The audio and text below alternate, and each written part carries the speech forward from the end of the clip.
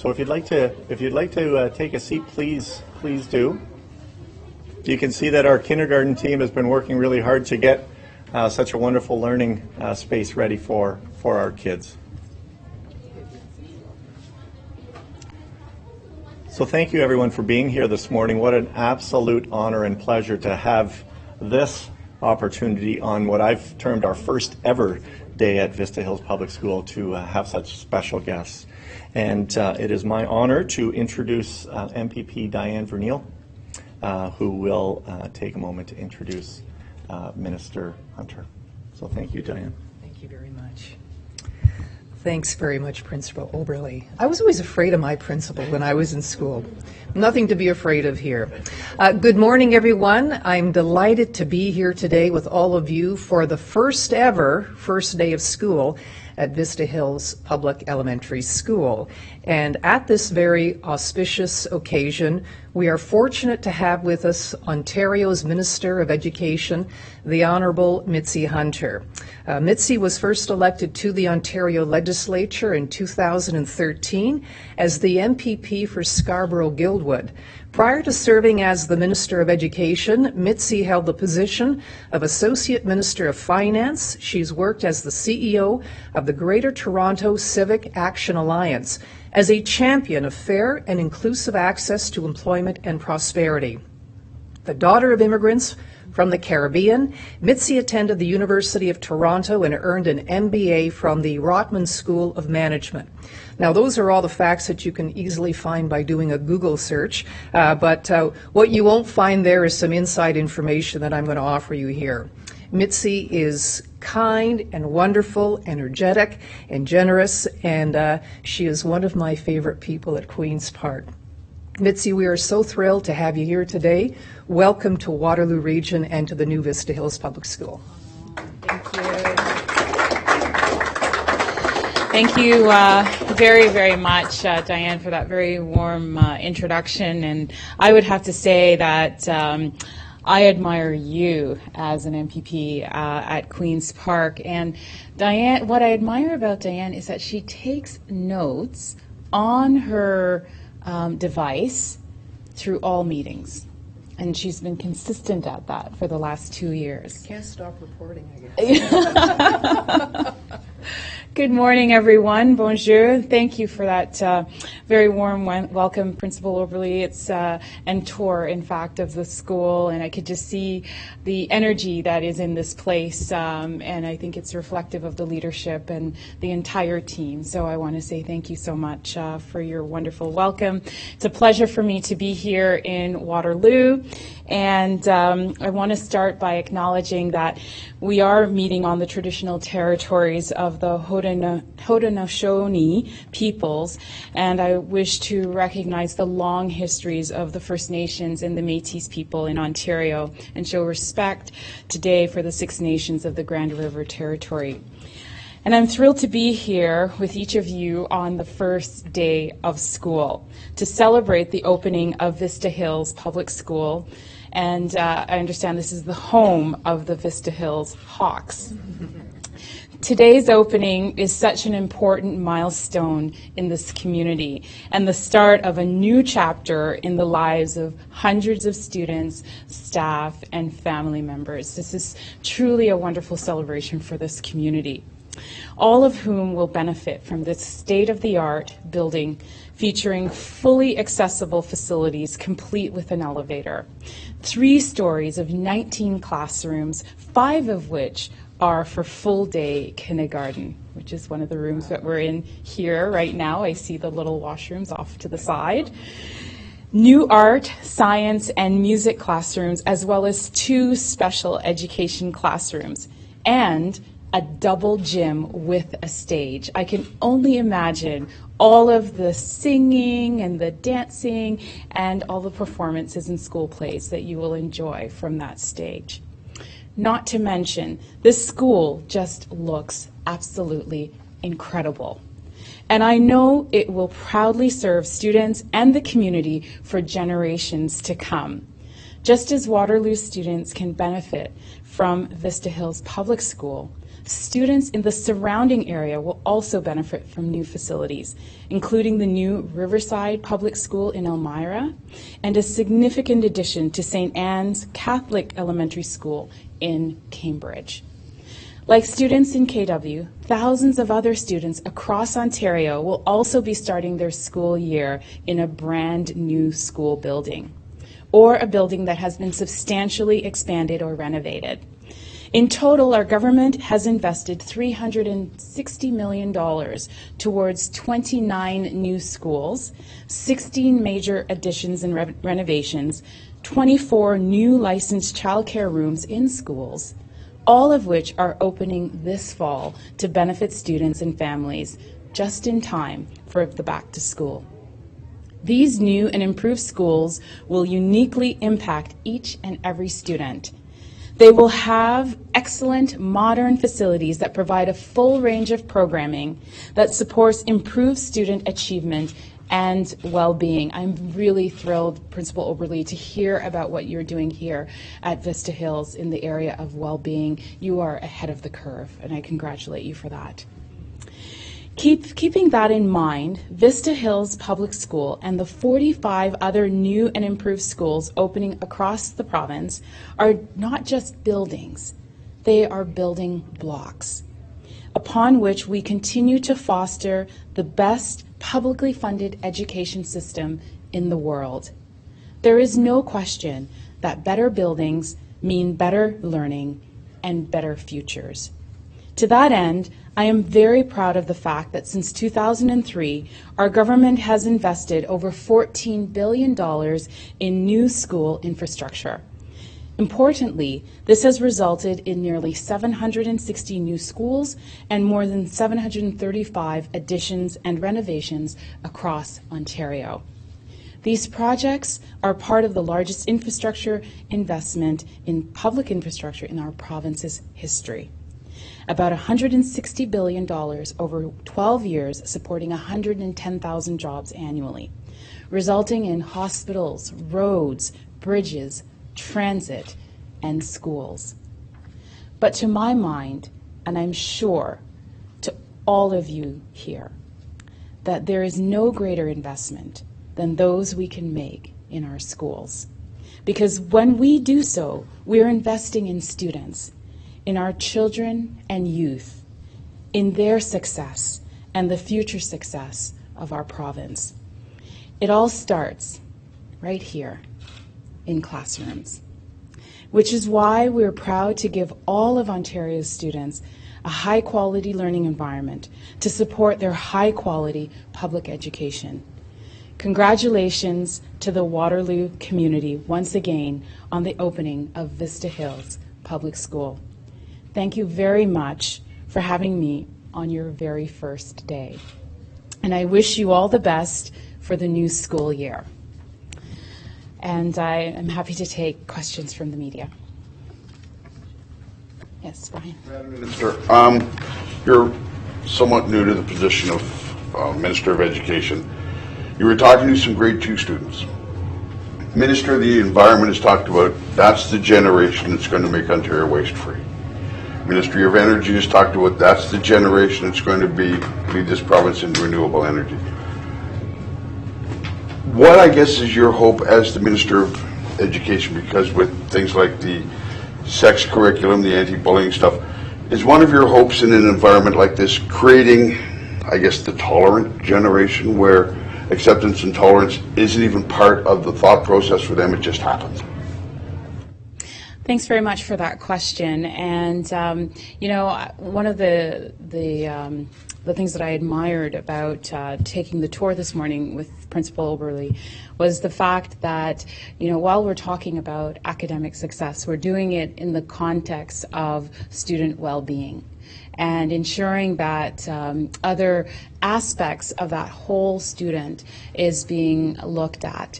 And that's one of the priorities that we have as a government is really looking at that, looking at physical, mental health, all of those other aspects, the social side, that are really critical in terms of a young person as they develop. So that's an important priority for us as we move forward, while we continue, of course, to focus on academic achievement and making sure that we support all students. I also really heard your passion when you talked about students with disabilities, whether those are learning disabilities and other types of disabilities or other special needs, that this school is going to be paying attention to and focusing on and creating a positive learning environment. But you know, Brian, when you look at those grade 2 students, I'm sure you can see bright, intelligent young minds that are being shaped right here in Vista Hills Public School. Young minds that will learn and will grow, and will one day tackle all of the complex challenges that is out there in the world. And their learning and their equipping starts right here in school. And so these are important spaces for our young people to learn and to grow. When you look at the complex challenges like climate change, there is no greater challenge for this generation than ensuring that we do the right thing, that we are role models. I believe all public figures, and I'm sure Diane will agree, and all of our educators here would agree, that we have to be role models when it comes to standing up for the environment and paying attention to the impacts of climate change. And I believe that our young people are leaders today, and there are many things that they do to demonstrate that and to show us the way, whether it's eating locally and just reminding us of the value of doing that and how that helps and to preserves our environment, garbage-less lunches, and ensuring that they're reducing their environmental footprint and reducing waste. And there are many aspects to involving young people in environmental solutions that I'm sure will occur right here in classrooms right across Ontario. So thank you for the question. Jeff Albert from the Record newspaper. Math scores are just out. We don't have the local boards, but we know that half of grade 6 students failed the math standard in the last round of standardized testing. 2 questions would be, and we're waiting for our local results to come out in the next 2 or 3 weeks, but our local results have traditionally been lower than the province, so we can expect that more than half of our grade 6 students likely didn't pass that test this year round. That's just my anticipation. So I'd ask you, why do you think your government's math strategy will work? And secondly, what message do you have to a board such as this one, which is falling farther behind the provincial average in math scores? So we're actually not only keeping up with the province, we're doing worse than the province as the province decelerates in that. So those 2 questions. Thank you, and it's such an important question, and we are very focused on math. And I see lots of nodding heads because we're going to do this together. And as a ministry, we've invested $60 million in the renewed math strategy. And there are a number of components to that. First, it's focused on ensuring that we have a teacher education, that support is available to teachers so that they have the information that they need. We will have math leads in every school that is available, and that's important because it also will not only build the confidence of the teacher colleagues, but also of the students as well. We are providing for all elementary schools 60 minutes of protected time each day for math. And that's also something that is very important. But when we have experience in this province through our literacy, where we made literacy a focus and a goal, and we hit that goal, and I really anticipate that happening in the area of math. We know how important math and numeracy is to today's knowledge economy, and to many different options that young people need to have for their futures. So this is something that we take very seriously. It's a priority for our ministry. It's a priority for all of our education partners to focus on math and to make sure that we raise the standard. Now, your question as it relates specifically to Waterloo, and perhaps there are some areas there in student achievement that are not up to the standard that we all want to see. And that's why we ensure that we're providing added resources and investments that will be made available for those areas that need it the most. And we'll be working together with the board on the areas that they want to focus on to make sure that we close that achievement gap and we raise those scores.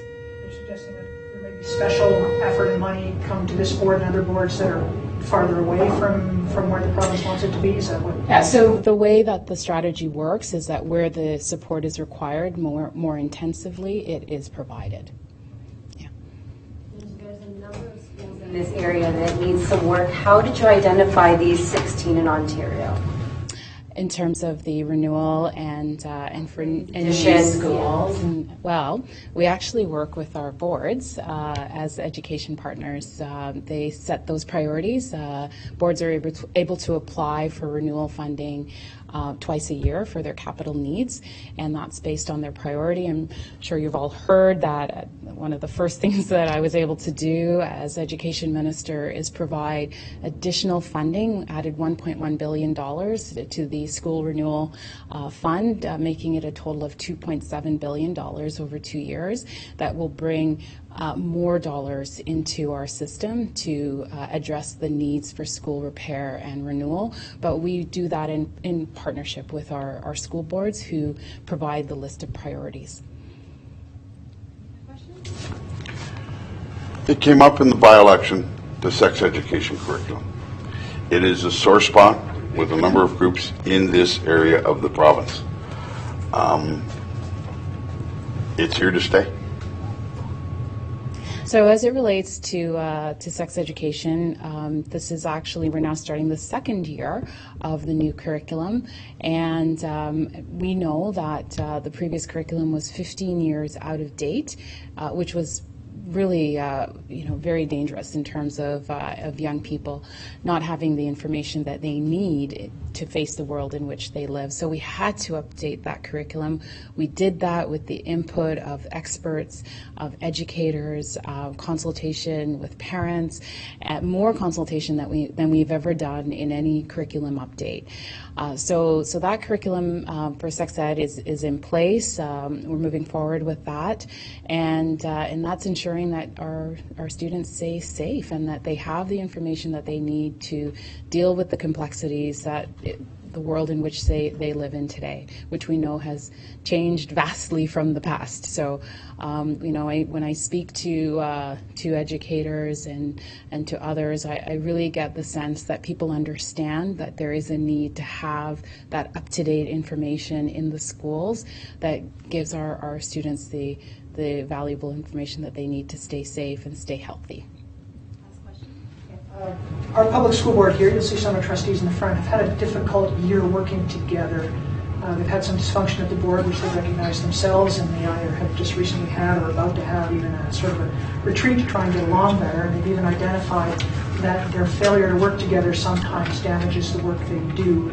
I'd like to ask you what your message is to trustees about working together as a school board, and secondly, whether you think the time has come or whether you have any interest in getting away from elected school boards, because within the turmoil of the school boards, suggestions have been made that maybe school boards have outlived their usefulness as elected bodies. And I'm curious to know if you have any thoughts or opinions on whether trustee-elected school boards, which often slip by the public during election campaigns, is sort of the last thing on their mind. Whether you have any thoughts on the future of that, and whether you have any thoughts on trustees not being able to get along appropriately. The way I view school boards, I see that the 72 school boards across the province as very valuable education partners. We have together built one of the best education systems in the entire world. I believe that school boards and all of our education partners and workers, we have a common goal, which is student achievement, and to focus on what is needed for students and for young people. If there are challenges within boards, I would expect that they would be working hard to resolve those challenges and those differences, because at the end of the day, we have a really big job to do, and we need everyone focused on that job, which is the well-being of each and every student. And there's so much that we have to do. There is so much work to be done to ensure that we close the gap. We talked about that in terms of student achievement, ensuring that all students at all abilities and all levels get the support that they need. One of the things that we're introducing, and it was something that I discussed with my provincial counterparts, education ministers across the country when we met in June, was on the whole area of global competencies. And when we talk about global competencies in the area of communications, collaboration, creativity, innovation, those are the skill sets that we need to be teaching our students so that they can deal with the complexities that they will face out there in the world of work, in the world of life, and we need to look at those ways of educating. That's the standard in which we have to aspire to, right? In terms of our education system, is making sure it has that flexibility, it has that adaptability to meet the challenges and the needs of the world that we have out there. So we have to work as a team. We have to work as a complete system in order to achieve that. You have no issue with the elected school boards, elected trustees. There's no I see school boards as strong education partners that we need to deliver. We have, as I said, 72 boards, over 2 million students are going back to school today as the first day of school, and we need our school boards as education partners. Thank you, everybody. Thank you. Shall we do a picture? Yes, with everybody. Yeah, come on up. Thank you.